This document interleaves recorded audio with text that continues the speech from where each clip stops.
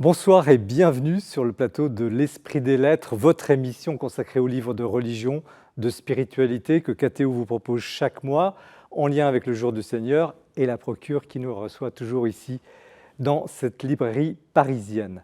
C'est une émission de Noël. Quel cadeau plus beau qu'un livre?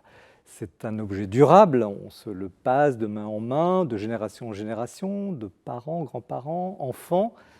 C'est un objet de l'esprit, c'est plein de vie un livre. D'un bon livre, on ne se lasse jamais. Alors ce soir, vous allez être comblés, vous allez avoir l'embarras du choix. Tout à l'heure, Mathilde Mailleux va nous présenter des beaux livres, une sélection de beaux livres.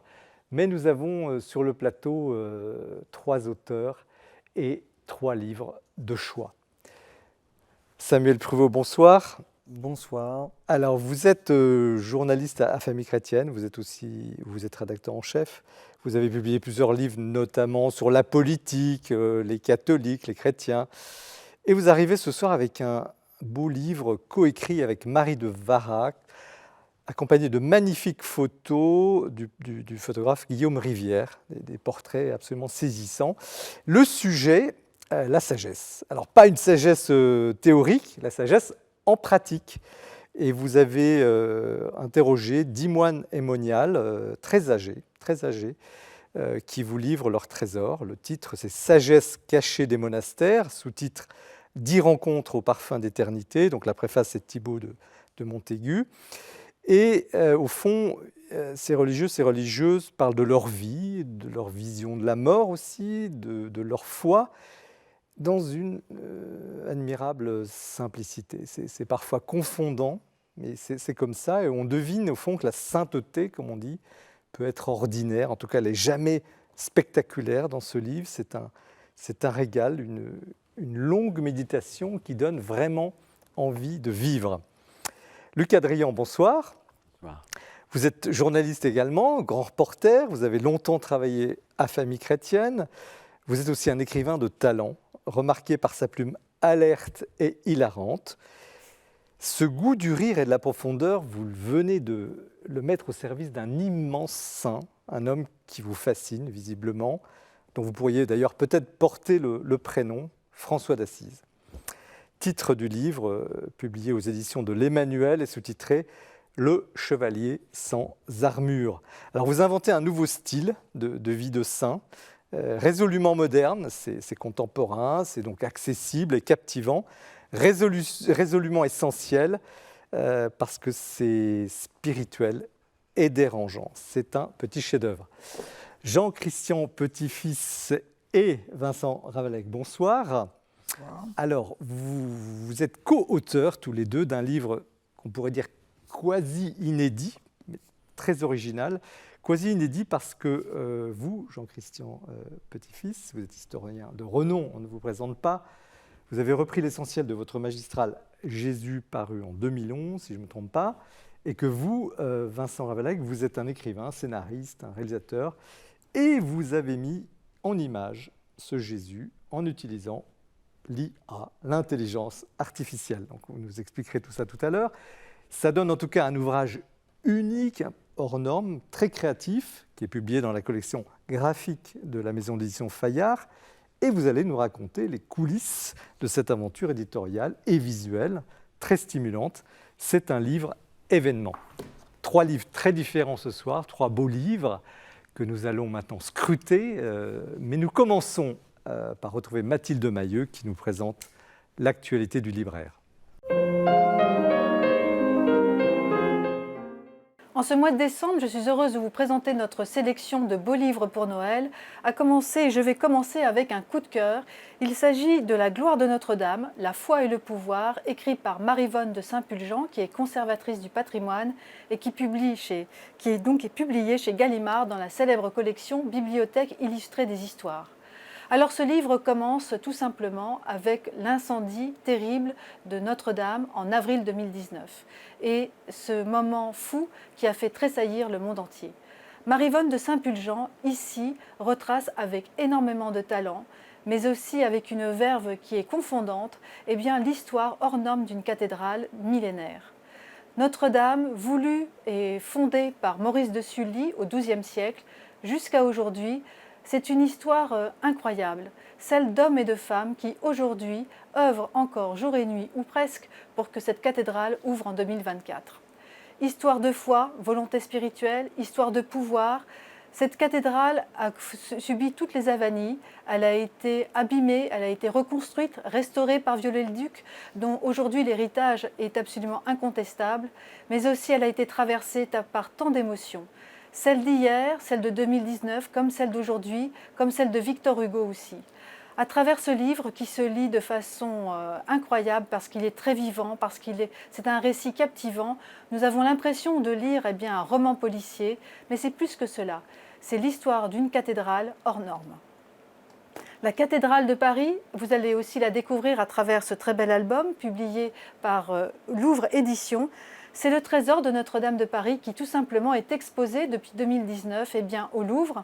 À travers cet album, vous allez redécouvrir ou découvrir tout simplement tout ce qui a fait le fastueux de ce trésor, l'orfèvrerie, les ciboires, les calices, mais aussi la statuaire, mais aussi les reliques avec la couronne d'épines, tant d'autres choses, la tapisserie entre autres. Ces trésors, vous allez les découvrir dans ce magnifique ouvrage. La prière dans l'art à présent, c'est Timothy Verdon, qui est donc recteur de la basilique Santa Maria in Fiore à Florence, qui publie cet ouvrage chez Magnificat. Timothy Verdon est un historien de l'art et il nous propose une très belle initiation à l'art de la prière dans la peinture. Depuis la nuit des temps, depuis les premiers chrétiens, l'art de prière a été enseigné à travers la représentation picturale. Alors ce livre, c'est une plongée à la fois artistique, mais aussi spirituelle, car les œuvres d'art se révèlent à nous, mais aussi nous enseignent. Un très bel album. L'iconographie chrétienne, là encore, c'est une belle façon de nous initier à la foi des saints notamment. Les saints, justement, Aventures spirituelles et représentations, c'est publié chez Azan et c'est écrit par Robert Barrède. Très bel album, vraiment, très foisonnant de couleurs, vraiment un régal pour les yeux. Mais aussi la vie de dizaines de saints qui sont ici racontés et qui racontent aussi comment les attributs sont arrivés dans la représentation picturale. Comment reconnaître un saint? Vous saurez tout en découvrant cet ouvrage. La civilisation des chrétiens d'Orient, à présent, c'est publié chez Albin Michel, c'est écrit par Charles Personnaz et c'est préfacé par Daniel Rondeau. Connaissons-nous vraiment les chrétiens d'Orient? Ce magnifique album nous initie à la découverte de ces chrétiens du bout du monde peut-être. Parce qu'ils viennent de Terre Sainte bien sûr, mais ils vont jusqu'en Chine, figurez-vous. Et cet ouvrage nous invite à découvrir des paysages absolument somptueux, mais aussi un art de vivre, des coutumes, mais aussi une représentation picturale et un élan artistique hors norme que je vous invite à découvrir dans ce magnifique ouvrage. Et puis enfin, pour terminer, passons à table avec un très beau recueil de recettes concocté par les moniales du monastère orthodoxe de Solan, la foi, la fourche et la fourchette. Ces sœurs orthodoxes nous proposent de belles recettes pour fêter Noël de façon à la fois saine et de la plus belle des manières. Merci Mathilde. Donc, si j'ai bien compris, on termine sur la cuisine, mais c'est une très bonne chose. Et merci pour ce tour d'horizon. Nous commençons cette émission avec le livre de Samuel Prévost, qui est un livre collectif. Il l'a écrit avec Marie de Varac et les photos sont de Guillaume Rivière. Sagesse cachée des monastères, 10 rencontres au parfum d'éternité. C'est chez MAM, un beau livre de photos très très agréable. Qu'est-ce qui vous a poussé, Samuel, à vous lancer dans cette idée de livre? Alors, je suis obligé de vous dire, Jean-Marie, que c'est une excellente idée, parce que ce n'est pas la mienne. Enfin, c'est vous qui le dites. En fait, l'idée vient d'un éditeur. L'éditeur MAM s'est dit, quels sont les livres aujourd'hui alors je ne parle pas de la procure, mais quels sont les livres qui d'habitude se vendent concernant la sagesse? Elle a commencé à faire une recherche, sans avoir besoin d'ailleurs de l'intelligence artificielle, et elle est tombée à la renverse, littéralement, parce que l'éditrice s'est rendue compte que parmi les 100 bouquins les plus vendus à l'époque où elle a fait sa recherche, pas un seul, paraît-il, n'évoquait la sagesse chrétienne. Et elle s'est dit, là, il y a vraiment quelque chose de terrible. Comment nous, chrétiens, qui avons reçu ce trésor de la sagesse, comment est-ce que nous avons pu devenir muets au point que d'autres sagesses parlent, ce qui est tout à fait légitime, mais que la nôtre est complètement disparue.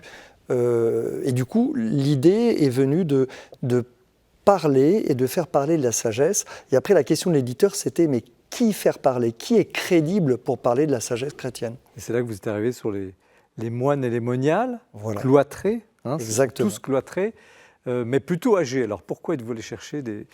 Alors c'est pas irrespectueux pour eux, évidemment, mais ce sont tous des gens qui ont... Un certain âge, un âge canonique, tous. Voire des décennies de vie Voilà. de prière. Alors, en Pourquoi fait, ce parti pris? Alors, je ne vais pas apprendre ça à monsieur Petit-Fils. En fait, dans le christianisme antique, il y a un mot qui est capital, c'est le mot des anciens.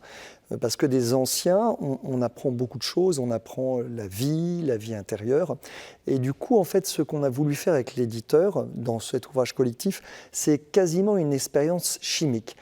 Il y a des hommes et des femmes qui ont fait un pari a priori complètement dingue, peut-être encore aussi dingue finalement que saint François d'Assise, c'est de chercher la sagesse de manière absolue, radicale et éperdue, et de ne chercher quasiment qu'elle. C'est vrai qu'ils dorment un peu, c'est vrai qu'ils mangent un peu, mais le but de leur vie est de chercher, d'étreindre cette sagesse. Et donc on s'est dit, mais quelqu'un qui a cherché cette sagesse pendant 10 ans, 20 ans, 30 ans, 40 ans, 50 ans derrière un cloître, est-ce qu'il a trouvé quelque chose? Et alors? Ça me fait penser à un apophthegme. Vous savez, les apophthegmes, c'est quoi un apophthegme? Les apophthegmes, c'est les petites histoires des premiers moines en Égypte. Donc il y a toujours un ancien et puis un jeune qui pose des questions. Ancien, c'est le mot. Ah, toujours un ancien. Un abba, dis-moi une parole, ou amma, si c'est une dame, parce qu'il y a aussi des dames. Parce qu'à tort, on croit qu'il n'y a que les hommes qui sont intelligents, mais dans l'Église, hommes et femmes, il les créa. Et du coup, ce qui est étonnant avec ces anciens, c'est qu'ils ont trouvé quelque chose. Parce que dans l'apophthegme auquel je faisais allusion, qui n'est pas dans le bouquin, mais c'est toujours un peu taquin, les apophthegmes, un jeune demande si on peut justement attraper ou étreindre cette sagesse. Et l'ancien lui répond, écoute, c'est un petit peu comme un moine, un ancien, qui cherche dans une cellule complètement noire un chat noir. Donc il le cherche. Parfois, il le trouve ou le frôle, mais il l'attrape quasiment jamais. Et en fait, ça s'avère faux pour ces moines, parce qu'en fait, ils ont étreint la sagesse, mais sans s'en rendre compte. C'est-à-dire qu'en un mot, leur vie s'est complètement simplifiée. J'ai beaucoup apprécié quand votre première réaction vis-à-vis de cet ouvrage, vous avez parlé de simplicité, je pense que c'est vraiment le maître mot. Et d'ailleurs, ces hommes et ces femmes sont déconcertants, parce qu'ils vous disent toujours au départ... Alors ils sont forcément très modestes, humbles, et en plus ils le sont vraiment, mais ils vous disent toujours « je n'ai rien à dire ». Et de fait, sans critiquer, parce qu'il y a beaucoup d'interviews, c'est des interviews, alors c'est déconcertant de simplicité. Et en même temps, justement, cette sagesse, elle est difficilement exprimable. On va en parler, je vais vous poser la question de savoir ce que c'est cette sagesse. Mais avant, comment vous les avez choisis? Parce qu'il y a beaucoup de monastères en France. Vous avez choisi des hommes ou des monastères? Enfin, des hommes et des femmes ou des monastères? Comment ça, vous avez procédé? Alors, on n'a pas d'abord choisi des personnalités, parce que comme vous savez, dans un monastère, c'est pas comme un supermarché où on rentre en disant « tiens, où sont les rayons des produits laitiers ?» Donc, dans un monastère, il faut avoir l'accord d'abord du supérieur, du père abbé, de la mère supérieure. Et une fois que vous avez cet accord, on vous désigne un candidat potentiel, parce qu'en fait, si vous demandez à un moine, est-ce que vous voulez faire un livre? Si c'est un moine, il vous dira non merci. Alors si c'est pas un moine, il vous dira oui, c'est très intéressant. D'ailleurs, on pourrait même imaginer une trilogie. Alors ça ne va pas être vraiment un moine. Donc du coup, il faut que le père abbé, en l'occurrence, soit d'accord. Et il dit, j'ai demandé à un tel de vous parler. Alors, des gens qui sont habitués au silence voient un journaliste débarquer avec son magnétophone, ou une journaliste, parce que Marie de Varax a fait plutôt les femmes. Mais comment vous les mettez en confiance? Comment ces gens se livrent? C'est pas évident pour eux. Comment se sont passés au fond ces belles rencontres? C'est vrai que vous avez raison, il faut un petit peu de temps. C'est-à-dire que on parle parfois dans notre métier de journalisme immersif. C'est vrai que c'est à peu près aux antipodes des chaînes d'infos continues. On ne peut pas arriver avec sa montre en disant « écoutez, j'ai 1h15, donc j'ai 7 questions à vous poser ». Donc, alors là, effectivement, le pauvre moine est complètement déconcerté parce qu'il a déjà un pied, non pas dans la tombe, mais dans l'éternité. Et donc, il se dit, pauvre homme, qu'est-ce qu'il me raconte? Donc, il y a un temps, en fait, d'apprivoisement, un peu comme dans Le Petit Prince. Et puis, on essaye de se mettre à leur musique intérieure. Et en fait, une fois qu'on écoute leur musique, il faut juste se mettre à leur respiration. Et du coup, c'est un travail principalement d'écoute. Et finalement, moins nous avons posé de questions, et plus le résultat était excellent. C'est juste en fait les écouter. Et puis après, une fois que le robinet est ouvert, il coule, non pas parce que ces gens sont mondains et ont beaucoup de choses à dire, c'est qu'en fait, ils ont une source à l'intérieur qui est intarissable et qui coule tout le temps, et qu'ils n'ont évidemment pas vocation à montrer aux autres. Mais s'ils ont la délicatesse de vous faire entendre ce murmure, sincèrement, vous asseyez, et même parfois, moi j'oubliais en fait tout ce que j'étais en train de faire. Et je me disais, mince, j'espère que j'ai enregistré, parce qu'en fait, on est soi-même stupéfait de la simplicité, voilà, de la sagesse. J'avais goûté. Mais oui, en fait, c'est tellement beau de voir un homme ou une femme, entre guillemets, qui a réussi sa vie. Parce que c'est vrai que c'est une obsession contemporaine. Il a réussi sa vie parce qu'il a gagné tant, il a écrit ceci, il a été élu comme ceci ou cela. Et c'est quand même assez aléatoire, ces réussites. Et puis finalement, 10 ans après, on voit que c'est des cendres souvent. Et là, vous avez vraiment le sentiment d'un épanouissement profondément humain, certes divin, mais d'abord profondément humain. Et ça fait un choc de voir une vie humaine réussie.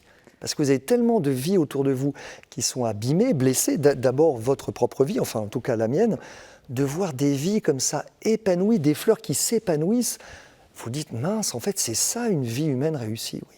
Alors pourtant on a l'impression qu'ils ont tout raté d'une certaine manière, vu de l'extérieur, mais on en reparlera tout à l'heure, chacun donnera son avis, mais qu'est-ce que c'est que cette sagesse? Parce que vous n'avez que ce mot à la bouche, sagesse, depuis le début, sagesse. Vous n'avez pas dit cherche Dieu, vous avez dit cherche la sagesse. Qu'est-ce que c'est que cette sagesse? C'est quelque chose de spirituel, d'humain? Alors vous avez raison, c'est très difficile à décrire. Et même il va falloir nous le dire. Hein.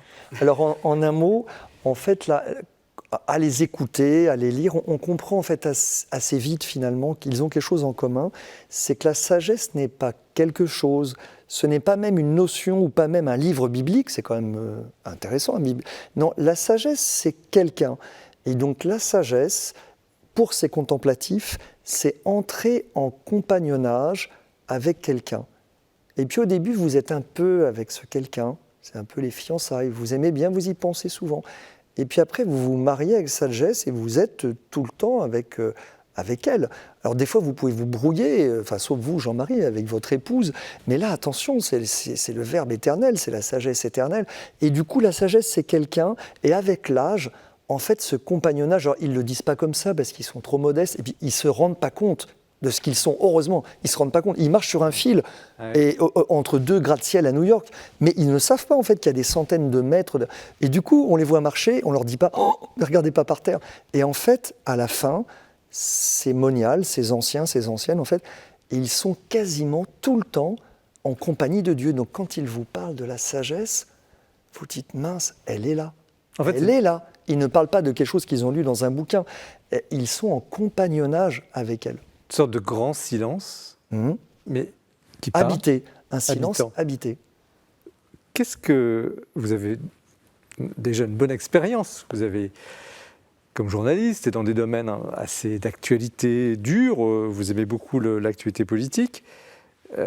Qu'est-ce que ce livre a changé en vous? Alors, par rapport justement à la politique, je ne vais pas dire du mal ni des hommes politiques, ni de la politique, mais c'est vrai que ça fait souvent beaucoup de bruit, beaucoup de fureur, beaucoup d'énergie dépensée pour espérer changer quelque chose quelque part. Et ce qui est très étonnant, c'est que là, on n'a pas de bruit, on n'a pas de fureur, et on a une transformation maximale. C'est paradoxalement le contraire, en fait. Et on voit que c'est peut-être le propre de la grâce, de la vie chrétienne. C'est une transformation assez lente, non violente, très douce, de quelqu'un avec le tempérament qu'il avait au départ.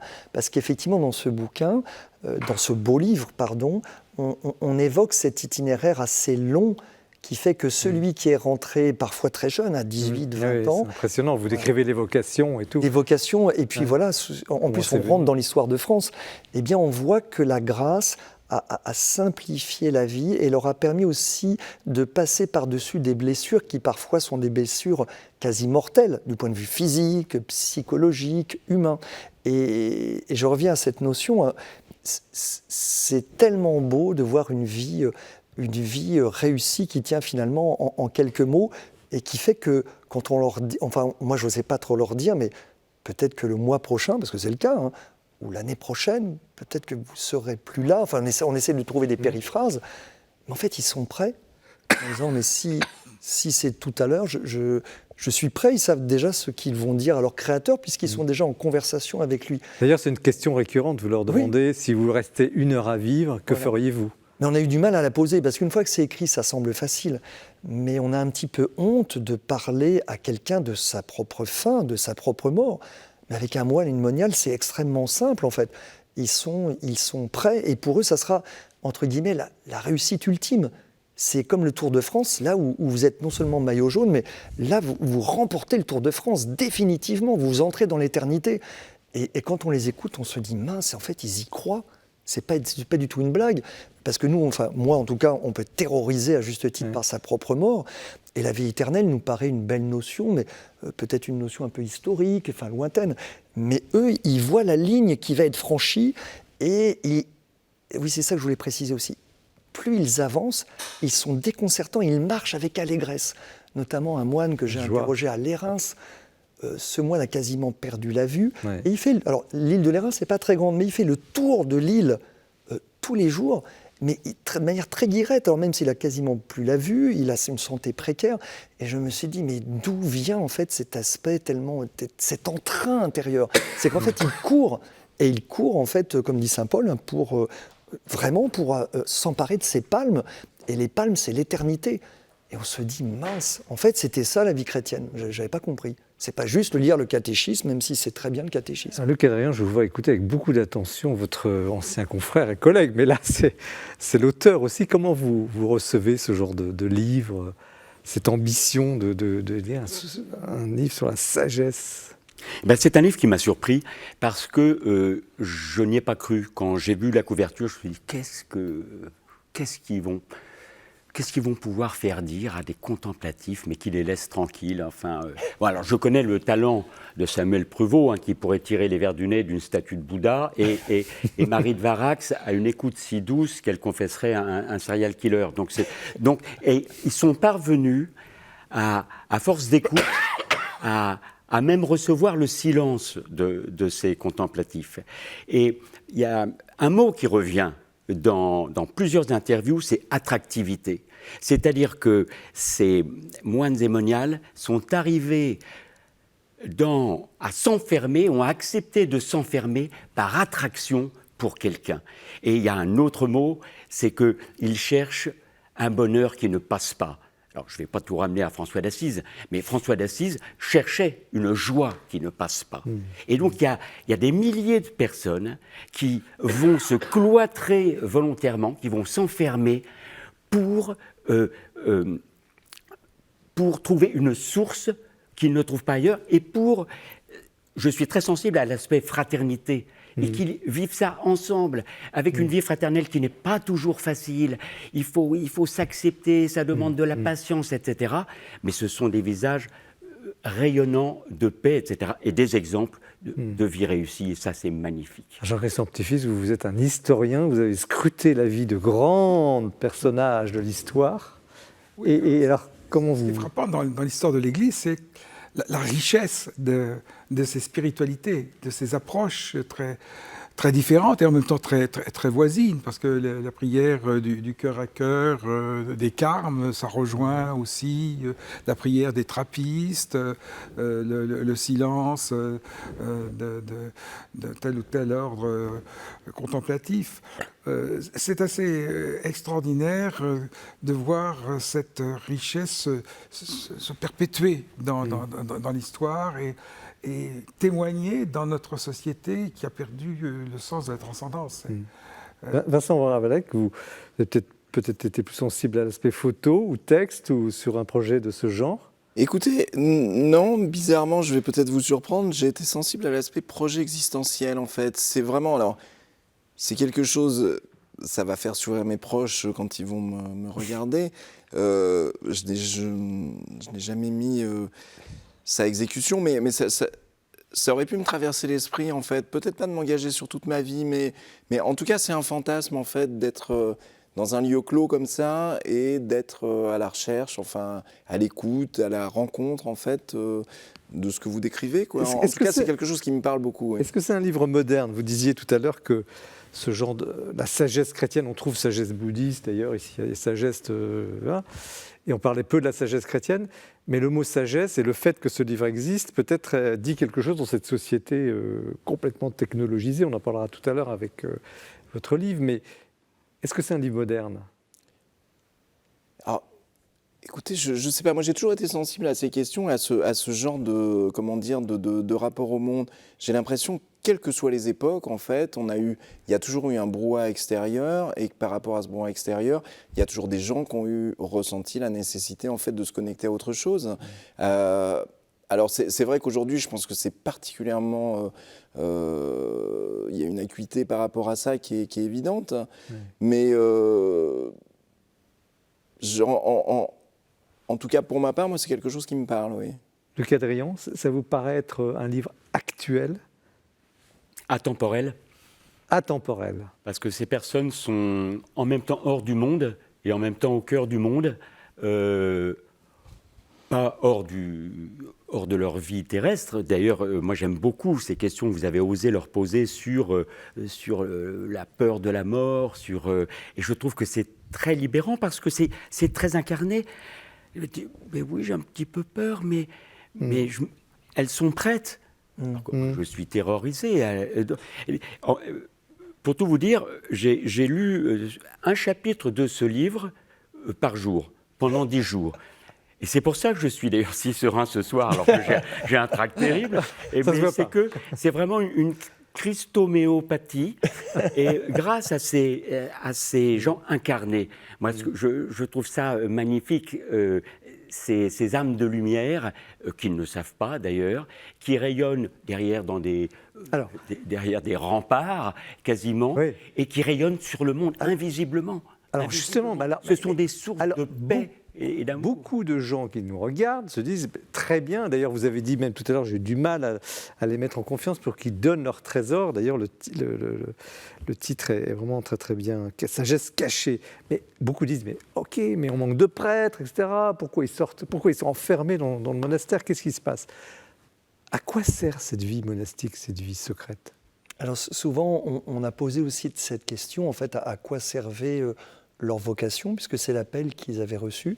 Et généralement, ils répondent tous au départ de manière déconcertante.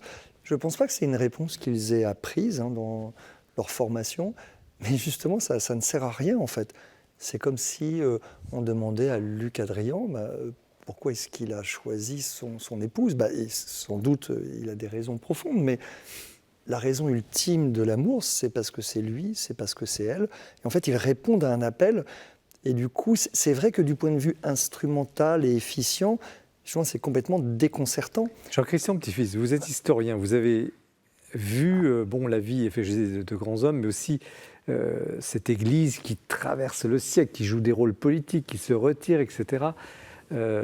Quelle serait la place, le poids, peut-être invisible, de la vie contemplative chrétienne? Elle a toujours été au cœur de l'Église, présente. Vous avez des conversions extraordinaires qui font que des gens qui étaient mêlés à la vie, alors je pense à la vie de cour, je pense à une maîtresse de Louis XIV qui avait écrit, qui était Mademoiselle de la Vallière, qui est rentrée au Carmel, qui est l'ordre le plus strict, pour s'enfouir et pour rencontrer dans le silence la personne du Christ. Et ça, c'est un événement qui, évidemment, choque, heurte le monde.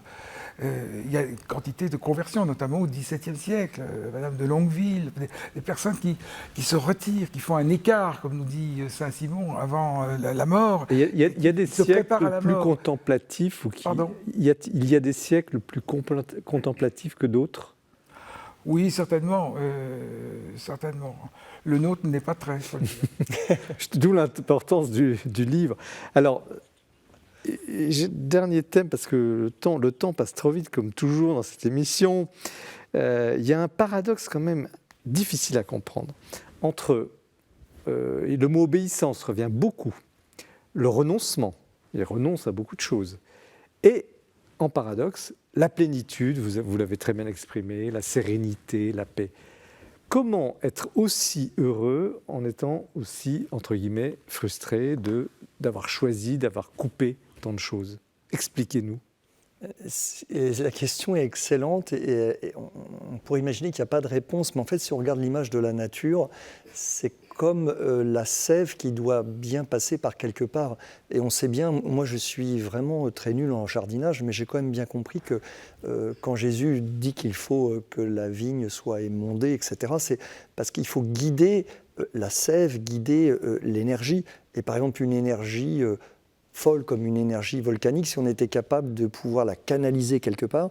La vie spirituelle, c'est exactement la même chose. C'est-à-dire qu'effectivement, il y a beaucoup de renoncements, beaucoup de portes qui sont fermées volontairement, mais ce n'est pas du tout par castration, esprit de folie castratrice. C'est pour que cette énergie, elle soit encore plus puissante et qu'elle parvienne à son terme. Du coup, c'est vrai qu'il y a des frustrations volontaires dont ils portent, entre guillemets, les stigmates, ne serait-ce que leur célibat volontaire, en fait. Une femme qui renonce à la maternité, un homme qui renonce à la paternité. Moi qui suis grand-père, j'ose imaginer que c'est beau renoncer à beaucoup. Mais c'est pour quelque chose. Ce n'est pas une énergie sacrifiée en vain. C'est pour une fécondité supérieure. Et en fait, cette fécondité, sincèrement, ils en éprouvent déjà pendant leur vie un petit peu l'avant-goût, comme dirait saint Paul. Donc ils voient bien que tout n'est pas gagné simplement au ciel, mais honnêtement, dans la vie monastique, il y a déjà un peu de ciel sur la terre. Sinon, ils seraient tous partis des monastères. Luc Adrien, on va en parler bientôt avec votre livre sur la vie de saint François d'Assise, mais ce paradoxe entre renoncement et bonheur, est-ce que c'est un paradoxe? En Une quelques religieuse, mots. Sœur Vierge de Jouarre, je crois, dit c'est grâce à l'obéissance que je suis libre. Et on retrouve ça chez François d'Assise. C'est quand il n'a plus rien, quand il se dépouille de tout à 25 ans, qu'il est libre. Il renverse les valeurs du monde. Donc on a beaucoup de mal à comprendre, à approcher ces personnes, parce qu'ils rentrent de l'autre côté du miroir et les valeurs sont inversées. Mais moi, à regarder ce livre et à plonger un peu dans la vie de François d'Assise et de tous les saints, je vois des témoignages de bonheur. Donc de l'autre côté du miroir, il y a un bonheur possible et qui est donné grâce à quelqu'un, ce quelqu'un qui les attire irrésistiblement et pour lesquels ils sacrifient tout. Bonheur, alors on reste sur ce mot. Merci Samuel Prevot. Donc Sagesse cachée des monastères, 10 rencontres au parfum d'éternité chez MAM avec Marie de Varax, Guillaume Rivière. Nous poursuivons l'émission, restez bien avec nous sur le livre de Luc Adrien en précisant François d'Assise, le chevalier sans armure aux éditions de l'Emmanuel. Mais c'est l'heure du coup de cœur. On retrouve Jean-François Rode. Ce mois-ci, je voudrais attirer votre attention sur un tirage spécial de la Pléiade consacré aux évangiles canoniques et apocryphes. Alors tout le monde sait qu'il y a eu énormément d'écrits chrétiens primitifs qui n'ont pas été retenus par l'Église comme exprimant la foi commune et qu'on range dans cette catégorie d'apocryphes, qui veut dire en grec caché, secret. Alors on pense quelquefois que ce sont des textes bizarres, obscurs, un peu sulfureux, qui ne peuvent intéresser que les amateurs de curiosité ou les spécialistes. Eh bien en fait, ces apocryphes ont eu un impact considérable sur le peuple chrétien, sur l'imaginaire et la littérature chrétienne. On sous-estime d'ailleurs leur nombre, ils sont extrêmement nombreux, ils n'ont pas été si clandestins que ça, parce qu'on a cessé de les publier, de les traduire, de les recopier. On a maintenant plein de manuscrits dans plein de langues. Et puis surtout, on ne se rend pas compte de ce qu'ils ont apporté comme informations qui nous paraissent aujourd'hui tout à fait évidentes. Par exemple, si je pense à l'Épiphanie, eh bien sûr, je pense à 3 rois mages dont on connaît le nom, Balthazar, Gaspard, Melchior, alors que l'Évangile nous parle de mages venus d'Orient dont on ne sait ni le nombre, ni le nom, ni la fonction. Et puis, on connaît le nom des parents de Marie, Anne et Joachim, ça pareil, ce n'est pas dans les évangiles canoniques. Donc voilà, ces évangiles apocryphes ont inspiré beaucoup les peintres, depuis les icônes jusqu'à Gauguin, mais aussi beaucoup la littérature. Alors ce qui est emblématique par exemple de cela, c'est La Légende dorée de Jacques de Voragine, donc 1260, un texte qui a été aussi lu au Moyen-Âge que la Bible, et qui s'est beaucoup inspiré de l'évangile de Jacques ou de l'évangile de Nicodème. Je vous signale une édition magnifique de chez Diane de Cellier, sachant que La Légende dorée a été le premier livre, par exemple, imprimé en français, tellement il était connu et lu au Moyen-Âge. On a aussi d'ailleurs une édition de poche, si vous voulez, quand même, de La Légende dorée. Et là, vous verrez l'impact des apocryphes. Alors donc, la Pléiade a choisi parmi tout cet ensemble les évangiles, donc ce qui concerne la vie, l'enseignement, le message de Jésus, en les comparant, en les mettant à côté des évangiles canoniques que nous connaissons bien, les 4. Voilà. Tous ces textes étaient déjà connus, sauf un, l'évangile de Judas, qui n'avait pas encore été traduit et qui est présenté ici, comme sait le faire la Pléiade, avec introduction et notes. Voilà. On peut lire aussi les évangiles apocryphes dans un livre de poche qui a été présenté par France Queré dans la collection Point. Voilà. Même si ces textes n'ont pas été retenus par l'Église comme exprimant la foi, ils sont quand même très intéressants, en particulier pour montrer le foisonnement du christianisme primitif. Merci Jean-François pour cette présentation très intrigante des évangiles. Nous poursuivons l'émission avec le livre de Luc Adrian, François d'Assise, Le Chevalier sans armure, aux éditions de l'Emmanuel, avec une couverture très, très jeune tendance. Vous allez nous dire pourquoi. Un petit mot sur vous, parce qu'on a déjà reçu des Adrians sur ce plateau. Vous êtes une famille d'écrivains, vous êtes dans la famille le père, le fils. Dites-nous un petit peu votre attachement familial à l'écriture. J'ai un fils Pierre qui, en fait, mais j'écris les livres de mes fils. Je dis ça parce que Pierre est à la Villa Médicis cette année. On aime les livres à la maison. Donc vous disiez quel plus beau cadeau qu'un livre en commençant l'émission. Oui, c'est vrai qu'on aime les livres, et donc notre fils, nous avons 5 enfants, et l'aîné Jean a écrit un roman qui n'est pas encore publié, qui le sera peut-être un jour, de fiction. Pierre écrit des romans. Samuel est écrivain voyageur. Enfin voilà, c'est un virus familial. Bienvenue à l'Esprit des Lettres. C'est très important aussi d'écrire des livres, des beaux livres pour que vous puissiez en profiter. Alors, pourquoi cet attachement à François d'Assise ? Vous aviez déjà écrit, si je suis bien informé, un premier livre, votre premier livre en 93 sur Saint François. Pourquoi revenir sur Saint François d'Assise ? Il ne veut pas me lâcher. Il ne veut pas me lâcher. En fait, enfant, j'ai été fasciné par le personnage. Parce que, comme beaucoup d'enfants, ce jeune bourgeois, je m'identifiais un petit peu à lui, qui s'émerveillait devant la nature, qui aimait rire, bande de copains, parfois sortis, très romantique d'ailleurs, qui jouait du luth sous le balcon des belles Assisiates. Tout ça me plaisait beaucoup. Les Assisiates, c'est les habitantes d'Assise. Qu'on appelle aussi Assisiennes. Bon. Et puis généreux parce qu'il donnait aux mendiants. Et puis arrivé à l'adolescence, ce François qui ose dire non à son père.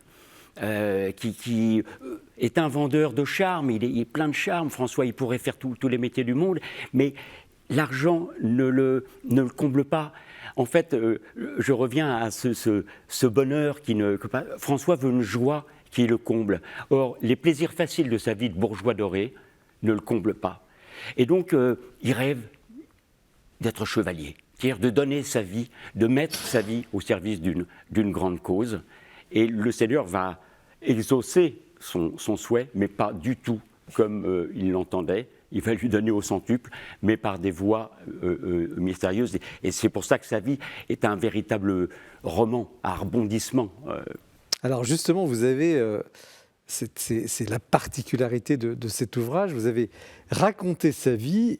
Ce n'est pas un livre pieux au sens en dormant, enfin un classique du terme. C'est un livre très décapant, très attractif pour aujourd'hui. Donc, vous avez de qui vous êtes-vous inspiré pour justement trouver ce style? Il y a du récit, mais il y a des anecdotes. Parfois, vous parlez au lecteur de 2023 en disant bon, ne vous inquiétez pas, là, on va. Et donc, c'est un récit très, très original dans son style. D'où vient cette volonté et ce choix? Mon désir, c'était de descendre la statue du saint de l'autel. On dit, on met les statues de saints au-dessus des autels, etc. Moi, je voudrais savoir le secret d'un saint. Je voudrais savoir, parce que pour moi, le saint égale bonheur, égale justement vie réussie. Et ça me fascine, c'est la question. Mais les saints sont souvent plâtrés. Et moi, j'ai essayé de casser la coque de plâtre pour voir l'homme de chair. Bernanos disait, les saints ont vécu comme nous. Ils ont souffert comme nous. Ils ont été tentés comme nous. Donc, établir une proximité et montrer au lecteur, et d'abord à moi, mais qui était ce François palpitant. Gratter la légende dorée pour essayer de voir ce garçon avec ses hésitations, ses déceptions, ses désirs, et puis cette liberté complètement dingue. Parce qu'à 25 ans, François d'Assise dit « Non, papa, pas d'héritage, je ne suivrai pas ta voie. J'ai vu à quel point l'argent pouvait durcir ton cœur. Ce père qu'il aime, il l'a vu se transformer. » Car Pietro Bernardone est l'homme le plus riche d'Assise. Et il a vu son père se durcir, le lierre de l'argent enserrer son cœur. J'ai dit non, papa, je veux pas. C'est pas ça. Pour autant, vous désacralisez pas. Vous cassez la coque du saint, mais vous ne désacralisez pas parce qu'il y a une histoire sainte que vous racontez. Parce que le secret, là, on rejoint un peu la sagesse. C'est que ces hommes ont été attirés par l'amour de Dieu et qu'ils ont consenti à laisser Dieu les creuser. À 25 ans, François fait un choix radical, c'est-à-dire il est nu devant l'évêque, il dit non à son héritage et il part tout. C'est le choix, moi, que je ne suis pas parvenu à faire à l'âge de François. C'est pour ça qu'à 25 ans, je lui dis « Ciao François, tu vas trop vite, tu es à fond, moi je ne peux pas te suivre. » Et je me trompais parce que, vous savez, j'aime bien ce proverbe chinois qui dit quand le sage désigne la lune, l'imbécile regarde le doigt. Eh bien, c'était moi l'imbécile, c'est-à-dire que le saint, il montre le Christ qu'il a laissé habiter. Ce sont des hommes habités, des âmes de lumière, comme disait encore Bernanos. Et c'est vrai que c'est fascinant. Et donc, j'ai essayé, en fait, de plonger dans la vie de François, pas simplement comme un marrant, mais essayer d'approcher son cœur, ce choix radical qu'il fait et qui va l'emmener dans une aventure hors du commun. Qu'est-ce que le travail, parce qu'il y a un travail sur les sources, je ne sais pas ce qu'on va demander tout à l'heure à Jean-Christian Petit-Fils, ce qu'il en pense sur le plan historique, mais il y a un sérieux travail, c'est un livre très sérieux. Je ne sais pas s'il y a des erreurs, je ne connais pas assez sa vie, mais qu'est-ce qui, par exemple, entre la première vie que vous avez écrite de 93 et celle-ci, qu'est-ce que vous avez découvert de plus dans ce Saint François? Qu'est-ce que ce livre, au fond, vous a apporté, vous a fait comprendre et que vous pourriez nous partager? Moi, ce que j'ai découvert, c'est l'humilité de François et la fascination de François devant l'humilité de Dieu. Et là, on rejoint d'ailleurs le sujet de Noël. Vous savez qu'on va fêter le 800e anniversaire de la crèche de Greccio, qui s'est tenue en 1223, la première crèche vivante. C'est vraiment vrai, cette histoire? Que François... c'est vrai, oui, c'est vraiment vrai.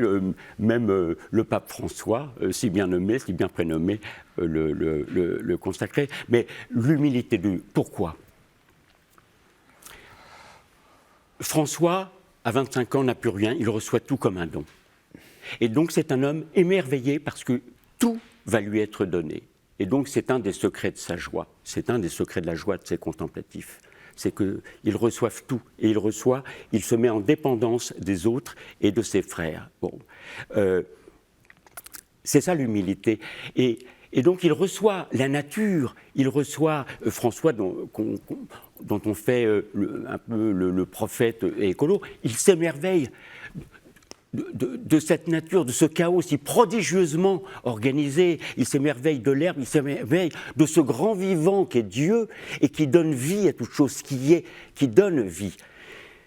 Mais la merveille, c'est que ce Tout-Puissant, ce Dieu du microcosme, il prend notre chair, il vient dans notre peau pas comme un super-héros de Marvel qui se glisserait dans une enveloppe, etc. Non, il devient homme. Et c'est pourquoi la fête de Noël est, pour François, la plus belle des fêtes. C'est la fête de l'humilité de Dieu.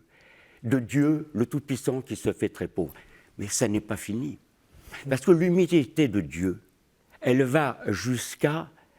Et François a une vénération sans borne pour l'Eucharistie, ce mystère, cette folie, puisque les catholiques osent croire que dans cette petite hostie levée à la messe, qui sera levée le soir de Noël, que c'est Dieu lui-même qui se cache sous l'apparence la plus humble.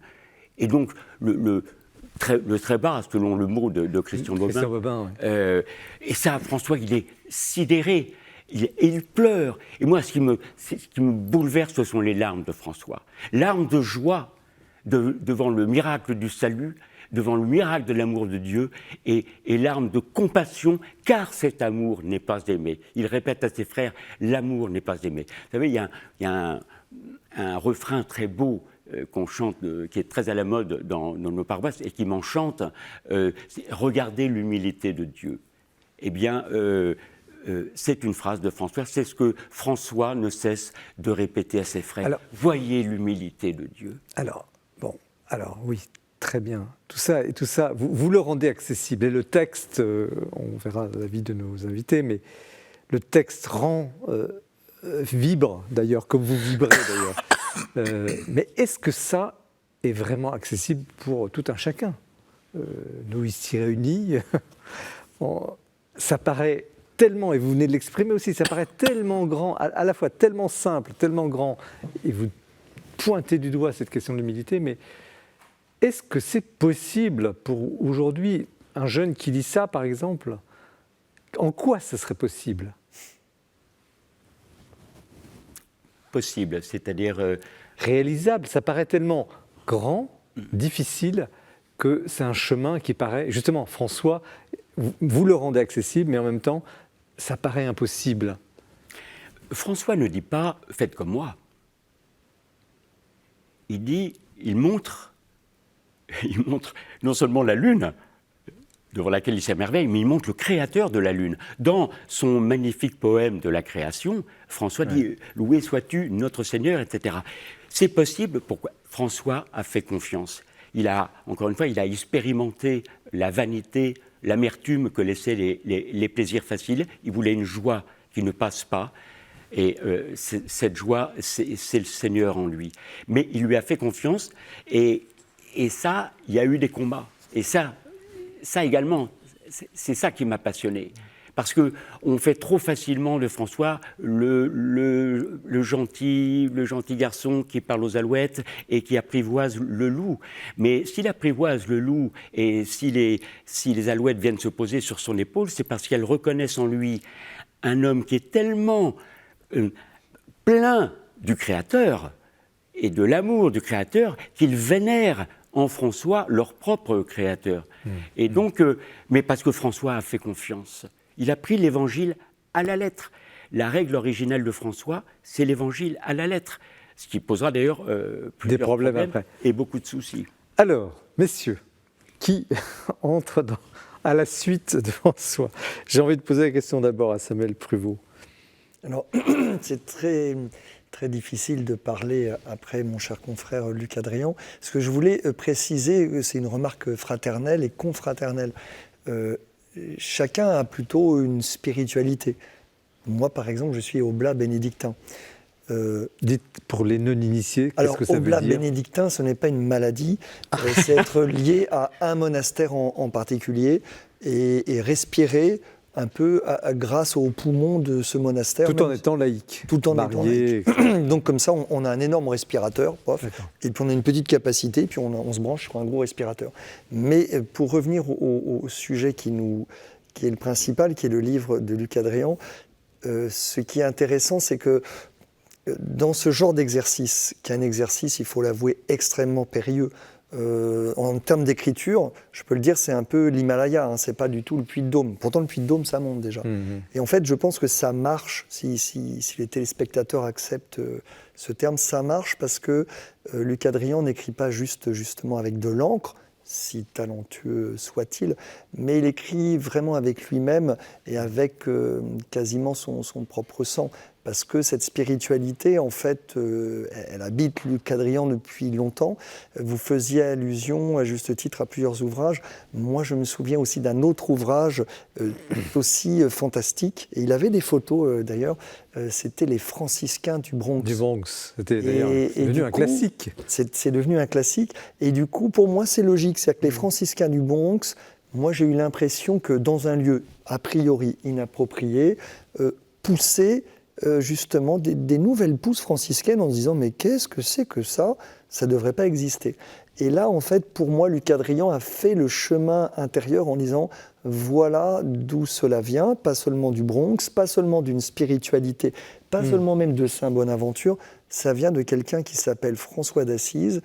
Et en fait, si vous me permettez, Luc, ben, vous avez été au bout du process et vous avez consenti, vous, à avoir l'humilité de dire je vais parler de lui et ne pas juste prendre des échos, mais aller à la source de cette vie qui est complètement déconcertante. Jean-Christian Petit-Fils, Ouais. vous avez écrit des biographies aussi, Oui, beaucoup. oui. Hein. Vous êtes un biographe, on pourrait dire, vous êtes un biographe. Oui, alors j'ai été absolument saisi dès les premières pages par le style. Éblouissant. Il y a un côté Dumas, on prend le lecteur, on l'emmène, et là, justement c'est les chevaliers, il y a un côté d'aventure au départ, ce rêve de ce jeune garçon, et puis cette expérience de la radicalité. Très peu finalement dans l'histoire de l'Église vivent de telle radicalité. Vincent de Paul, évidemment, enfin, il y en a bien sûr, mais et à chaque fois qu'il y a un grand saint qui vit cette radicalité, eh bien, il va transformer l'Église. Parce que l'Église s'endort sur ses richesses, sur ses acquis, sur ses traditions pas toujours bien fondées. Et il y a un souffle qui apparaît brusquement, un peu comme un or qui est purifié par le feu et qui transforme l'Église. Et donc ces radicaux sont des prophètes, des grands prophètes dans l'histoire de l'Église. Ça, je crois que c'est essentiel. Vincent Ravallec, Le style est merveilleux. Vincent Ravallec, comment vous avez ressenti cette approche ou ce qu'on dit? Écoutez, j'abonde un peu dans le sens de Jean-Christian. Je pense que des destins comme ça qui choisissent une telle radicalité, aujourd'hui peuvent être extrêmement inspirants. On vous parlait tout à l'heure de cette époque extrêmement technologique. Et c'est vrai qu'aujourd'hui, on a tout de même tendance à changer le monde. On parle beaucoup de la tech et on va en parler, je pense, après avec l'intelligence artificielle. Mais je pense que la tech la plus incroyable, c'est celle qu'on trouve en nous, quoi. Et je veux dire, ce destin qui est raconté de cette manière. Moi, je pense que je serais un jeune d'aujourd'hui, en plus avec tous les problèmes qu'il y a de climat, d'environnement et tout ça. Enfin, je pense que ça me parlerait et on pourrait imaginer tout à fait que quelqu'un qui lise votre livre, d'un seul coup, se projette dans un destin qui soit complètement hors norme, hein, et de ce fait, qui permette de changer les choses. Alors, Jean-Christian Petit-Fils a évoqué cette radicalité qui est finalement révolutionnaire dans le sens où elle aide à changer, à transformer les choses. En attendant, vous racontez combien ce François, il a eu du mal vis-à-vis de la papauté, qui comprenait mal son engagement, mais surtout vis-à-vis de ses frères. Parce que, on va pas, vous lirez le livre, mais il part en Terre Sainte, il revient, ça y est, on a déjà changé la règle dans son dos, etc., crise. Jusqu'où pousser la radicalité a-t-elle une limite? Il part en Terre Sainte pour être martyr. Bon, il va rencontrer le sultan Malik al-Kamil,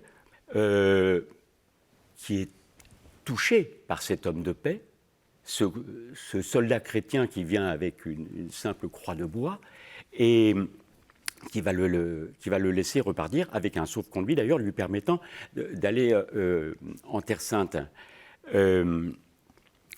Et c'est là que François apprend que c'est la zizanie en son absence.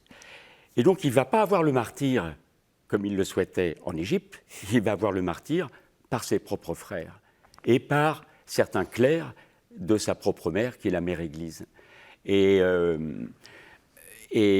en effet, François va passer, juste avant d'ailleurs ce Noël de 1223 de Gretschau, va passer des mois extrêmement douloureux de combat intérieur où il s'est déchargé de sa responsabilité parce qu'il est dépassé.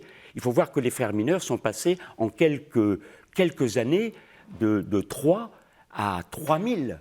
Et François a le charisme d'un fondateur, il n'a pas celui d'un administrateur, donc il est dépassé. Donc il remet sa charge et le nouveau supérieur, le nouveau ministre général, est un plus politique. Et François a du mal, il a peur qu'on trahisse l'ADN de sa fraternité. Il a peur que l'Église l'utilise contre les hérésies. Et donc, il va avoir énormément de mal à se déposséder, de se désapproprier de sa propre œuvre et à faire confiance à l'Église. Jean-Christian, est-ce que c'est une tare de l'Église de toujours, finalement, face au grand charisme, au grand fondateur, de toujours dire attention, prudence, etc. Ou est-ce que c'est une vertu ? Je ne dirais pas que c'est une tare, non. L'Église, elle est prudente aussi, elle a une sagesse, et il est normal qu'elle mesure des expériences. Certaines peuvent être très vivifiantes, d'autres peuvent s'avérer des voies dangereuses. On le voit par exemple avec certaines nouvelles communautés où il y a eu une sève bouillonnante et puis des échecs, voire des choses beaucoup plus tristes. Non, l'Église se doit d'avoir une sagesse, se doit d'être tradition, hein, comme disait le père de Lubac. L'Église ne peut être que la tradition. Elle est là pour transmettre le message, pour le traduire aussi dans le langage moderne, bien sûr, mais elle est tradition. Et elle est prudente devant les innovations. Mais il y a des innovations qui sont évidemment animées par l'Esprit Saint, c'est évident. Alors, néanmoins, il y a ce passage extraordinaire, et là on est peut-être dans l'actualité d'aujourd'hui et peut-être des temps qui viennent. Mission, c'est comme dans un film, enfin vous le racontez magnifiquement, faut lire. Mission, tu vas reconstruire mon église. Il a une sorte de vision, d'apparition, un rêve, un songe. Il te dit comme ça, vous me corrigez, tu vas reconstruire mon église, lui dirait Dieu. Oh, quel boulot! Alors, aujourd'hui, l'église est un peu en crise, bon, ça va un petit peu mieux, mais quand Samuel Prévost, qui connaissait bien aussi ces sujets-là, en quoi cette expérience, cette vie, cette saga est un modèle peut-être pour aujourd'hui. Qu'est-ce qu'on pourrait tirer de ce livre pour ouvrir peut-être des portes, un peu d'espérance, un peu d'espérance. Alors non seulement un peu, mais peut-être beaucoup d'espérance. Et sur quel point ? Alors sur le point précisément de l'écroulement de l'Église. Il n'a pas échappé aux téléspectateurs de KTO qu'il y a des époques plus ou moins difficiles et on ne peut pas ne pas dire que ce que nous vivons en ce moment en 2023 dans la Sainte Église catholique de Dieu n'est pas simple pour beaucoup de raisons. Et les choses ne sont pas toutes réglées objectivement. Alors justement, l'intérêt de ce livre et la façon dont il est magnifiquement écrit, c'est de montrer en fait que c'est quand même Dieu, si vous permettez l'expression, le patron de la barque. Bien sûr, Saint-Pierre est dans la barque, mais il y a un patron. Et la promesse qui a été faite par le patron, c'est que la barque ne va pas couler. Ça ne veut pas dire que les marins ne seront pas mouillés, que certains ne vont peut-être pas s'accrocher au bastingage. Et du coup, le grand bénéfice de saint François d'Assise, et surtout de ce récit, tel qu'il est fait, c'est très important effectivement, c'était sur le style, c'est de dire attention, alors je vais prendre des mots un peu à la Luc Adrian, exprès pour le provoquer un peu, Mais l'histoire de l'Église, c'est un petit peu un western. Donc c'est plus proche, la sainteté, du rodéo que de la sieste ou de la méridienne. Et donc nous vivons une époque difficile, et c'est paradoxalement une époque qui est très favorable à l'éclosion, à la révélation de destins un peu fantastiques. Parce qu'en fait, de deux choses l'une. Est-ce que nous croyons en 2023 que c'est donc toujours Dieu qui gouverne l'Église ? Ou est-ce que finalement, comme les apôtres eux-mêmes, et moi le premier, on se dit non, gilet de sauvetage, on va tous couler. Gilet de sauvetage. Alors, ça passe encore trop vite. Une dernière question, dernier point, hein, mais je relance cette même question que je vous pose à vous, Luc Adrien, l'auteur. C'est un prophète pour nous, ce Saint François d'Assise, pour aujourd'hui, en quelques mots.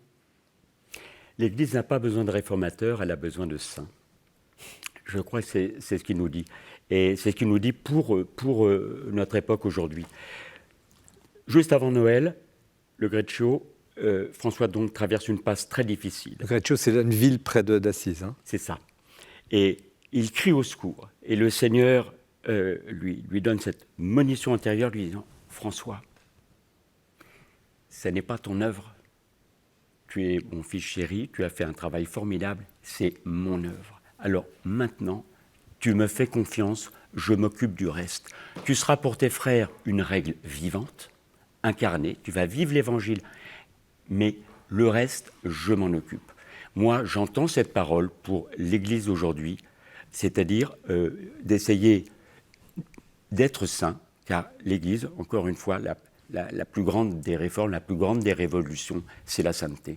Merci Luc Adrien. Donc François d'Assise, le chevalier sans armure, on l'a vu là vraiment sans armure, et merci aussi de ce témoignage aux éditions de l'Emmanuel. Nous poursuivons l'émission avec le livre assez très novateur de Jésus, Jean-Christian Petit-Fils et l'illustrateur Vincent Ravalec. Restez bien avec nous, c'est l'heure du portrait que Guillaume Vanier nous présente ce mois-ci.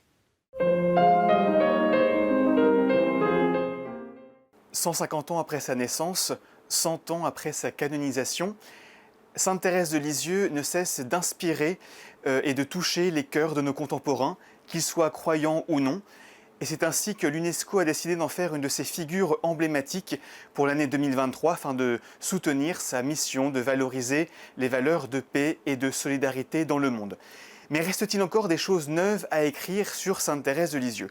Eh bien, c'est le pari qu'ont fait plusieurs auteurs, à commencer par le pape François, qui nous a donné le 15 octobre dernier une très belle exhortation apostolique, c'est la confiance.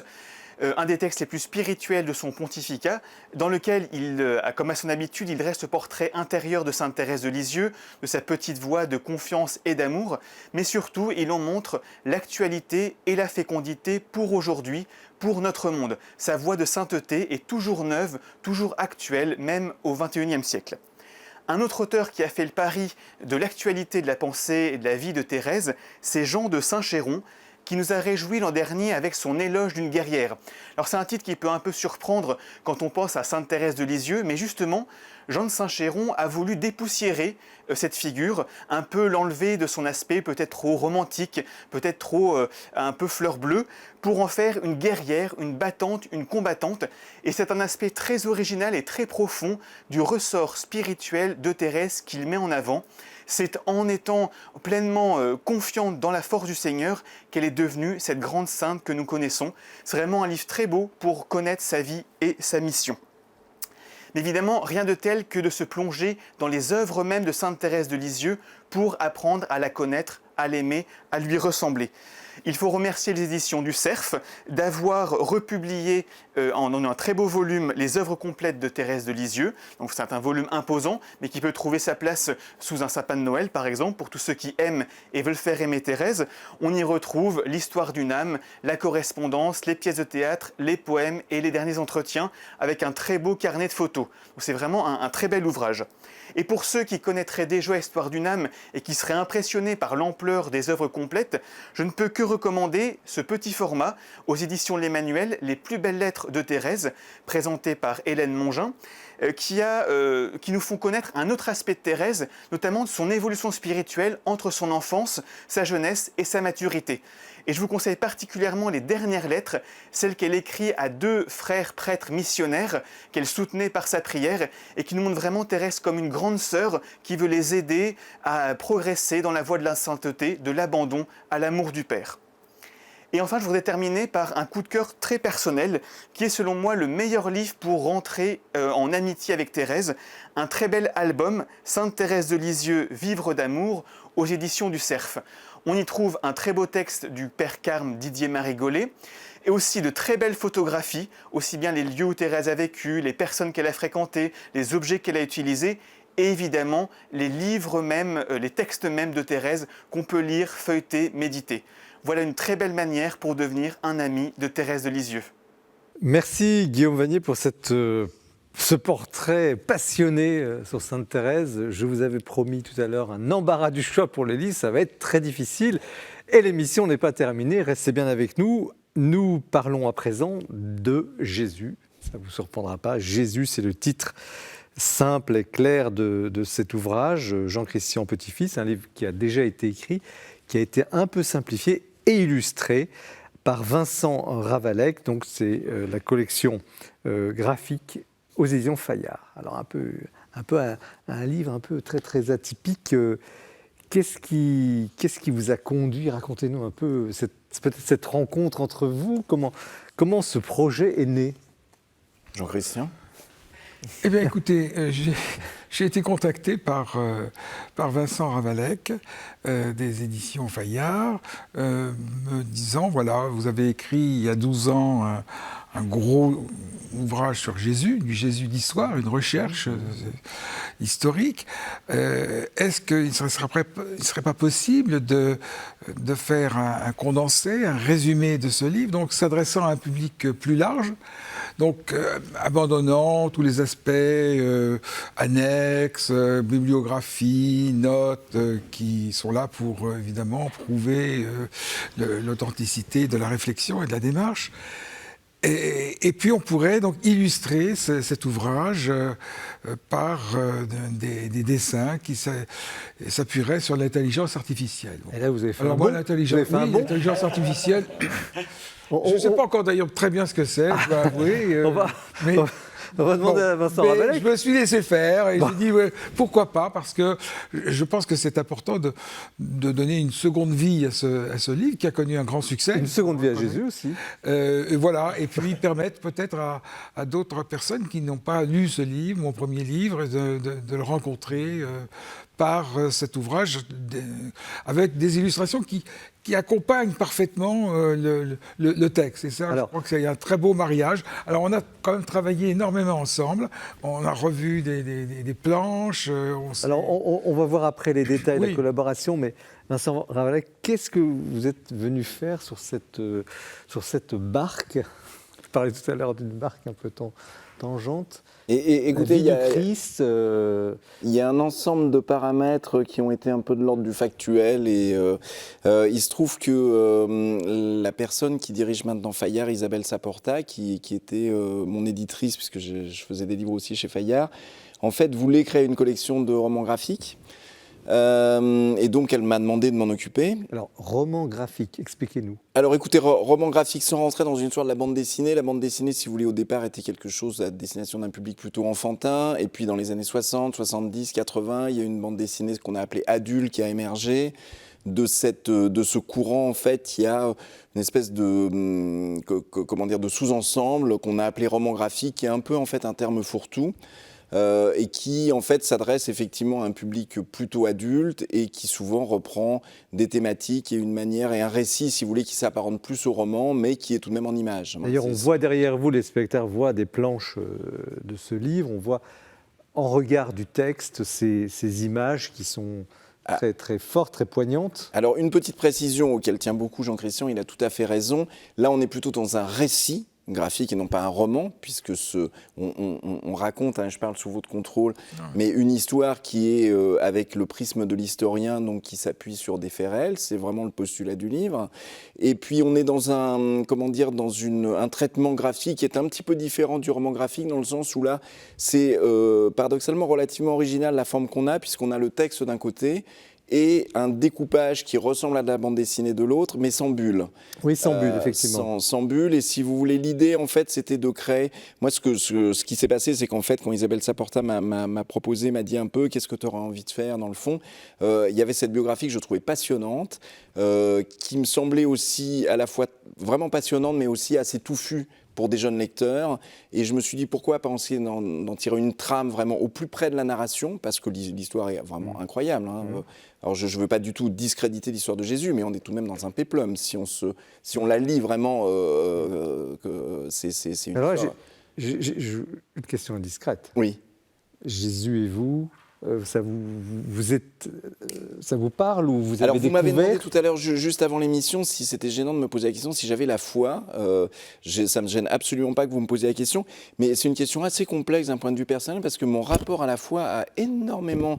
j'ai une vie, pour ma part, très intéressante. Enfin, non pas intéressante en soi, mais parce que la vie m'a beaucoup intéressé, et ce qui se passe à l'intérieur de moi et autour de moi m'a toujours passionné. Et vous l'avez écrit d'ailleurs magnifiquement. Et évidemment, la foi a été pour moi, comment dire, une thématique centrale.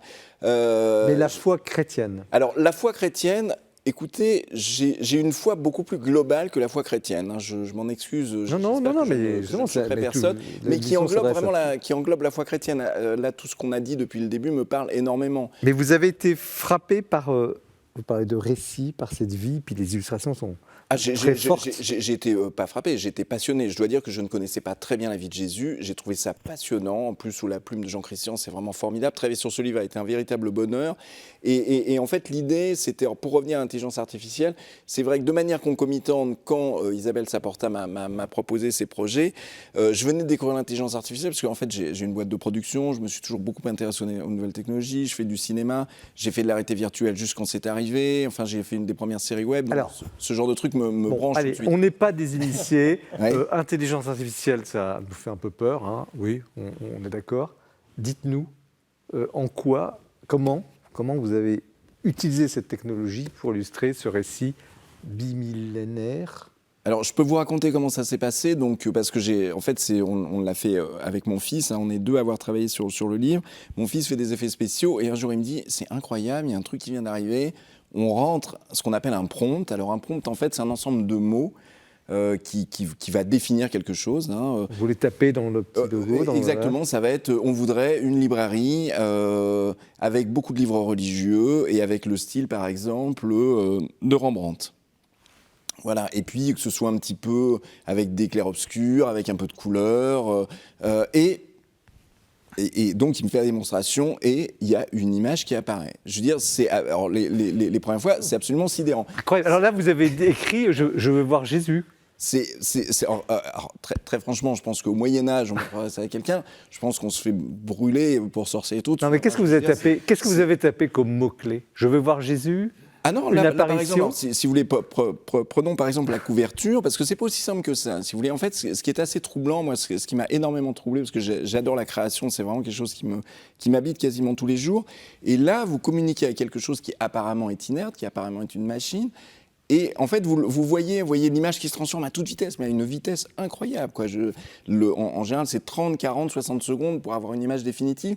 Mais vous voyez qu'il cherche comme s'il y avait un esprit qui était en train de créer, quoi. Et vous avez l'image finale qui apparaît. Et puis là, vous commencez à dialoguer avec l'IA. C'est-à-dire vous dire, ah, mais je voudrais un petit peu plus ci ou un petit peu plus ça. Et puis, il vous fait des propositions. Et ce qui est marrant, parce qu'il y a des jours, on est en forme et le courant passe bien avec l'IA. Et des jours, ça ne marche pas, quoi. Il y a vraiment quelque chose de l'ordre du sensible. Moi, qui, au départ, m'a beaucoup troublé, hein. C'était vraiment assez effrayant. Parce que pour moi, je pense que notre capacité de création, c'est vraiment quelque chose qui est intrinsèque à notre espèce, et pour moi quelque chose qui garantit mon existence. Et là, d'un seul coup, on se dit, mais bon, est-ce que c'est vraiment ça, quoi ? Je veux dire, est-ce qu'il n'y a pas quelque chose de plus grand que nous, et c'est peut-être pas ce qu'on pensait, c'est peut-être une IA, quoi. Et donc, on est un peu dans de la SF quand même. Jean-Christian Petit-Fils, le résultat, vous êtes, parfois les images sont très fortes, parfois Oui. on ne sait pas de quel style, parfois c'est un peu sulpicien, on ne sait pas où est le style. Oui, alors ça va en fait d'œuvres du XVIe à Gustave Doré à peu près, hein, donc il n'y a rien de révolutionnaire, mais cette présentation, et moi je trouve très intéressante parce qu'elle vient appuyer le texte. Je dois dire que je suis intervenu assez fréquemment pour dire non, attention, là on sort vraiment de l'épure. Je cite toujours l'exemple du tombeau du Christ où au départ Vincent avait donné des images représentant un gigantesque tombeau, alors que quand on voit le Saint-Sépulcre, quand on lit les textes, les derniers travaux d'archéologie sur le Saint-Sépulcre nous disent que probablement l'entrée du tombeau, c'était pas plus d'1,20 m, 1,30 m. Donc là, j'ai dit non, cette image-là va pas. Bon, quand on voit aussi des images de montagnes gigantesques en Palestine, j'ai dit non, il y a quelque chose qui colle pas. Donc ça a été un dialogue qui a permis finalement d'atténuer certaines outrances de l'image on n'a pas cherché non plus à coller à une réalité historique. Oui. Quoique, on a utilisé des outils, comment dirais-je, des ustensiles de la maison au premier siècle de notre ère. Tout cela a été utilisé, des lampes à huile, tout a été utilisé. Oui, c'est assez classique quand même. D'ailleurs, on est parti avec cette idée de faire quelque chose de classique. Si vous voulez, les images, pour moi, le texte était très fort. Et ce qui me semblait bien, c'était qu'on ne soit pas illustratif vraiment sur le texte, mais plutôt immersif. Vous voyez, c'est-à-dire que quelqu'un qui lise le texte, d'un seul coup, avait des espèces de flashs comme ça, quasiment cinétiques, et presque pour se plonger dans l'époque, en fait. C'est ça qu'on a vraiment essayé de matérialiser. Alors, il y a une ambiance quand même un peu dramatique. Ah, ça, vous le revendiquez ? Ah ben, c'est pas moi qui le revendique, c'est l'histoire. Enfin, je veux dire, excusez-moi, mais... Il n'y a pas beaucoup de sourires dans les livres. Mais attendez, est-ce que le Christ a souri ? Quand on lit cette histoire, c'est déjà l'époque était d'une sauvagerie, mais incroyable. Et moi, je pense que c'est ça qui fait aussi la force de ce destin, c'est que dans ce monde qui était terrifiant, quoi, il a réussi à porter un message d'amour, de paix, d'entraide, moi que je trouve qui est remarquable. Sur la tonalité. Vous savez qu'il a pleuré ? On ne nous dit pas qu'il a souri ou qu'il a ri, mais on le voit quand même mangeant, buvant, avec ses apôtres.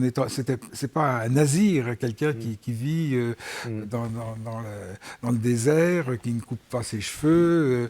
Il mène une vie, ses ennemis disaient c'était les gloutons, on les traitait de gloutons. Donc il vivait normalement. Voilà. Alors, vous étiez venu il n'y a pas longtemps pour le très très bon livre sur le Saint-Suaire. Le Saint-Suaire, oui. Hein, bon. Et Saint-Suaire, donc la représentation, le Saint-Suaire du Christ. Et puis, il y a toujours ce débat de ce visage, autour de ce visage. Est-ce que l'intelligence artificielle est allée, quand on voit le visage du Christ tel qu'il est représenté là, est allée chercher, par exemple, les mensurations qui sont scientifiques du Saint-Suaire? Est-ce que c'est allé jusque-là? Alors, écoutez, c'est assez difficile de le savoir parce que je ne suis pas dans la tête de l'intelligence artificielle, si vous voulez. L'intelligence artificielle, en fait, se nourrit d'énormément de documents qu'elle trouve, en l'occurrence d'images. Et évidemment, pour ce qui est du Christ, elle a pléthore de références. Mais par exemple, pour arriver, si vous voulez, à la couverture, là, dont je suis personnellement très content, et je trouve que ce visage est très beau parce qu'il raconte en fait pour moi beaucoup de choses. On a fait peut-être 500 ou 600 tentatives. Donc on a eu des Christ un peu plus Rubicon, des Christ un peu plus tristes, des Christ un peu plus... Et puis à un moment donné, ce Christ-là est arrivé. Donc l'intelligence artificielle, elle a un spectre tout de même très large. Hein. Tous les portraits de Jésus, à partir du 5e siècle, s'inspirent directement du linceul de Turin. C'est très clair.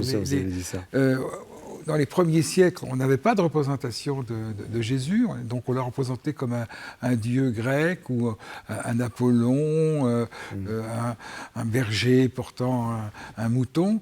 Mais c'est seulement à partir du 5e siècle, date à laquelle apparaît ce linge mystérieux, non fait de main d'homme, dans la ville d'Édesse, vers l'an 387-388. À partir de ce moment-là, toute l'iconographie va s'ordonner autour du visage de l'homme du linceul, avec des caractéristiques bien définies. Donc il y a des chances que et par conséquent, tous les artistes ont utilisé ce même modèle. Donc parce que c'est normal que ça se retrouve. Pardon, va chercher très loin tout ce qu'elle peut trouver. Messieurs les jurés, comment vous recevez ce projet, parce que c'est un projet innovant, sur la forme comme sur le fond. Qui commence ? Le projet est tout à fait génial, mais génial et en même temps déconcertant. Je ne sais pas s'il est plus génial que déconcertant. Qu'est-ce qui vous paraît génial et qu'est-ce qui vous paraît déconcertant ? Ce qui est génial, c'est d'avoir la prétention, et vous avez raison de l'avoir, de dire mais on va pouvoir dire encore quelque chose de neuf sur Jésus. On voit bien que cet ouvrage n'est pas une réédition de votre Jésus. C'est un super Jésus, si vous permettez, comme il y a des supernovas. Et ce qui est déconcertant, c'est de dire, mais de confier, alors moi je maîtrise très mal la chose, mais à l'intelligence artificielle, ou enfin, c'est comme ça qu'on l'appelle, moi je l'ai jamais rencontré, de dire non mais c'est quelque chose de sacré. Et en vous écoutant, je me suis posé une question, c'est justement, est-ce que cette intelligence artificielle, finalement, elle aurait la foi ? Je vais peut-être vous déconcerter, en fait, il n'y a que l'homme qui a la foi. Et l'intelligence artificielle, elle ne fait que d'aller pêcher dans de multiples eaux plutôt claires et limpides. Et en fait, tout ce qu'elle nous amène n'est pas juste, à mon avis, à mon humble avis, je ne suis ni spécialiste ni philosophe, mais elle n'a pas tiré ça de sa propre intelligence, mais elle a tiré ça justement de tous ces siècles de foi où elle copie l'homme, l'intelligence. Elle copie l'homme, l'intelligence. Elle copie l'homme. Et du coup, c'est un écho. Je trouve que c'est profondément un écho de foi. Mais ce qui est déconcertant, c'est que ça ne vient pas évidemment d'une machine ou d'un logiciel, mais c'est un écho de la foi de l'homme. En l'occurrence des Est-ce qu'il y a une petite question juste technique avant de passer la parole à Luc Adrian ? Est-ce que la main de l'homme est intervenue, par exemple, sur des retouches ou tout ça, ou c'est l'ordinateur qui... Non, alors là, il y a eu quasiment tous les dessins ont été retravaillés, d'une part, à la main et avec d'autres logiciels. Et après, tout de même, un petit parallèle, alors je ne sais pas s'il est pertinent, mais il ne faut pas oublier que la Bible a été diffusée grâce à Gutenberg. Et je veux dire, c'est l'imprimerie qui était un outil. Et l'intelligence artificielle, personnellement, alors c'est vrai que j'ai eu ce moment un peu d'émerveillement au départ, mais pour moi, c'est un outil. Enfin, je veux dire, c'est nous qui utilisons l'intelligence artificielle et absolument pas l'inverse. Luc Adrian. Et qui la contrôle. On la contrôle. Oui, Luc Adrian. Quel est votre... On passe de Saint-François, le dépouillé, à la high-tech... haute technologie. Très intéressant, c'est que nos trois livres essayent de rendre visible le spirituel, ou plutôt de montrer le spirituel dans le charnel, à quel point le spirituel est charnel. Et en fait, on n'y arrive pas. Moi, je suis fasciné par le travail de Vincent Ravallée. Je trouve c'est sidérant. C'est osé aussi. Fallait oser. Fallait oser. Et mettre le logos dans le logiciel, dans le logociel, ce qui me manque, ce sont les regards. Je pense qu'on a été touché par le regard du Christ, on a été touché par le regard de François d'Assise parce que ça sortait d'un cœur. Là, il n'y a pas de cœur. Pour moi, c'est glacé. Ça n'enlève rien à la fascination que j'éprouve pour ce qui est fait actuellement. Et je trouve que si ça permet à un public plus jeune, plus ouvert, de rentrer dans le livre de Jean-Christian Petit-Fils, c'est gagné. Cette critique, vous la recevez ? C'est un peu glacé, un peu froid ? Écoutez, ça c'est une critique qu'on peut faire à l'intelligence artificielle de manière globale. Il y a beaucoup de dessinateurs de bande dessinée, et moi le premier. L'intelligence artificielle a tendance à produire ce genre d'images et provoquer ce genre de ressenti. Après, les représentations picturales, elles sont de toute façon, que ce soit intelligence artificielle ou des tableaux de grands maîtres, on est confronté à la même chose. Ouais.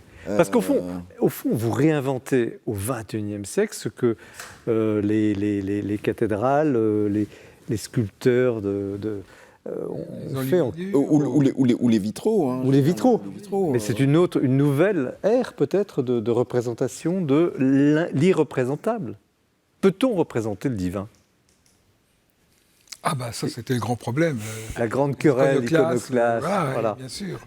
Bien sûr qu'on peut le représenter, puisque le Christ est venu et s'est incarné.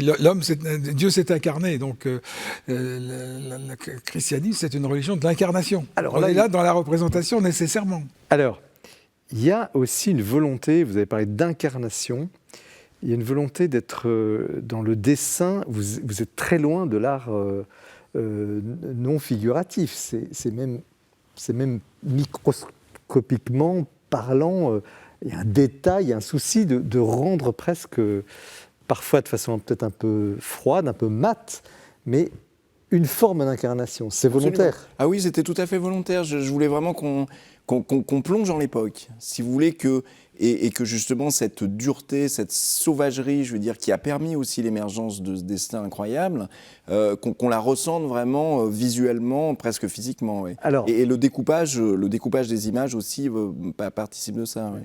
Jean-Christian Petit-Fils, un philosophe actuel qui s'appelle Michel Onfray, on peut le dire, vient de dire cette semaine que finalement le Christ, à partir d'un livre qu'il a écrit, mais ça fait polémique et j'aimerais bien vous entendre là-dessus, que le Christ, pour simplifier, est un concept. On pourrait, selon lui, se poser des questions même sur son existence réelle. Et là, vous êtes tous les quatre ce soir à dire non, c'est incarné, bon sang de bonsoir, Saint François d'Assise, mais oui, le détail, etc. Alors, réponse, il est incarné, en plus c'est une émission de Noël, alors allons-y. Vous savez, un bibliothécaire de la ville d'Agen, en 1827, a publié un livre intitulé « Comme quoi Napoléon n'a jamais existé ». 6 ans après la mort de Napoléon. C'était précisément pour se moquer de ce petit groupe de mythistes qui nie, à partir du XVIIIe seulement, l'existence de Jésus en tant qu'homme. Et donc, on ne demande pas à chacun de croire en Jésus, deuxième personne de la Trinité, incarné. Ce qu'on demande, c'est, pour l'historien, qu'il y a eu un personnage qui s'est appelé Jésus de Nazareth, Yeshua, le Nazaréen, qui était un rabbi, qui a enseigné de façon extraordinaire, en rupture et en même temps en continuité avec le judaïsme, en rupture en ce sens que... Il a bel et bien existé. Bien entendu. Il est né, il y a... Alors tout à l'heure, je posais la question avec Adrien sur la crèche dont on fête les 800 ans aujourd'hui. C'est vrai, elle a été inventée par Saint François d'Assise, donc il y a 2000 ans et quelques, ou un peu plus de 2000 ans. Il a bien, historiquement... Mais oui, ça, il n'y a absolument aucun doute. Les sources sont considérables, convergent vers l'authenticité. On sait davantage sur Jésus que sur la vie de Jules César, ou que sur la vie d'un empereur aucun doute romain. Historique. Aucun doute historique. Samuel Prévost. Alors, je ne peux pas dire mieux. Non, bien sûr qu'il n'y a aucun doute historique. C'est plutôt, je pense, la thèse de Michel Onfray. L'auteur est respectable, la thèse peut-être moins. C'est pas Jésus qui est un concept, c'est cette thèse qui s'appelle le mythisme, qui est un concept. D'ailleurs, je vois que c'est un concept qui fait vendre. Voilà. Alors, c'est étonnant pour un auteur qui justement... avec vos mots, et je pose la même question à Luc Adrien, c'est malheureusement la fin de l'émission, donc en quelques mots, cette incarnation, puisque nous fêtons Noël, les chrétiens fêtent Noël. Bon, en un mot, le Christ est vivant parce qu'en fait, il nous transforme. Les grandes choses de cette vie, et notamment la plus grande chose qui est l'amour, nous change et nous transforme. Et donc, si Jésus était un simple concept ou une idée qui se promènerait quelque part entre le ciel et puis la terre, elle ne changerait pas grand-chose. Luc Adrien, on vous donne le mot de la fin sur l'incarnation. J'en reste quoi? Regardez l'humilité de Dieu. Moi, non, je ne trouve pas les mots, justement. Le verbe, je perds mes mots devant le verbe et devant l'humilité de Dieu comme François d'Assise. J'en bégaye d'admiration, de reconnaissance, et je vais penser très fort à Michel Onfray en ce Noël, pour qu'il le rencontre un jour, car il est vivant. Merci, merci Luc Adrien, puisque vous venez de conclure magnifiquement cette émission. François d'Assise, le chevalier sans armure, aux éditions de l'Emmanuel. Merci Jean-Christian Petit-Fils et Vincent Ravalec, Jésus, donc collection graphique chez Fayard. Et merci à vous, Samuel Pruvot, et à travers vous, Marie de Varax et Guillaume Rivière, le photographe, et Thibaut de Montaigu, qui a fait la préface qu'on a déjà reçue sur ce plateau. Sagesse cachée des monastères, 10 rencontres au parfum d'éternité chez MAM.